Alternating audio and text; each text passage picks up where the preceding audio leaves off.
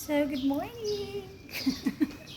So, today we'll be going to our breakfast. First day at Danang. Tara, samahan nyo kami. We are looking for BP ATM machine or BP bank. So, lakad-lakad lang. So, yung labas namin, may kasama ng gym. Dito guys sa Vietnam, kailangan alam nyo yung mga bangko na free of charge sila. Kasi yung ibang bangko dito, like HSBC, ano pa ba yung kahapon? Itong mga agribank na to, ayan, 3% yan, 3 to 5% ang service fee niyan kada withdrawal nyo. Tapos ang maximum withdrawal niyan ay 5,000 per transaction nila. Tapos 5% ng 5 million tapos sa 5% ng 5%. So malaki yung kanilang charge. Para lang tayong nasa Philippines. Makati ang peg. So, ayun nga.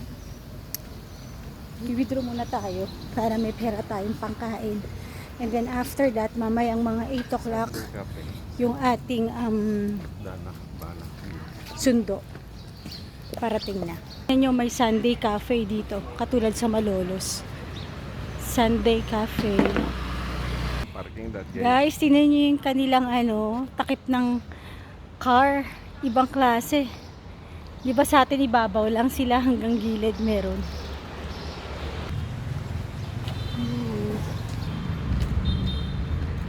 Grabe yung mga salita, no?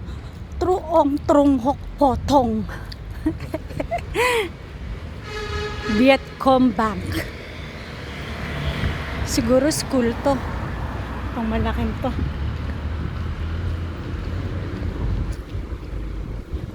Alam nyo, para talaga tayong nasa Makati. Itong lugar na to, ganun lang siya.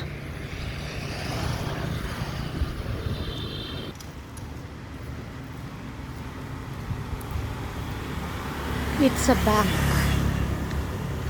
Vietcom Bank. Vietcom Bank. Vietcom.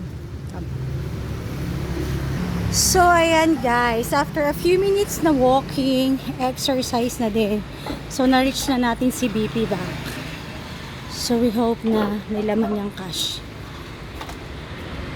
So, sa mga pupunta dito, you have to check and search kung saan yung malapit na BP Bank sa inyo because it is more cheaper. Wala siya, free of charge po siya sa mga withdrawal ninyo. So, itong pinuntahan namin, it's located at Tin Buong. Ayan. So, nagkalat dito yung mga ano ba yun? Yung mga bread. Nagkalat sa dito yung mga banseyo na bread. Ayan, nagkalat kahit saan.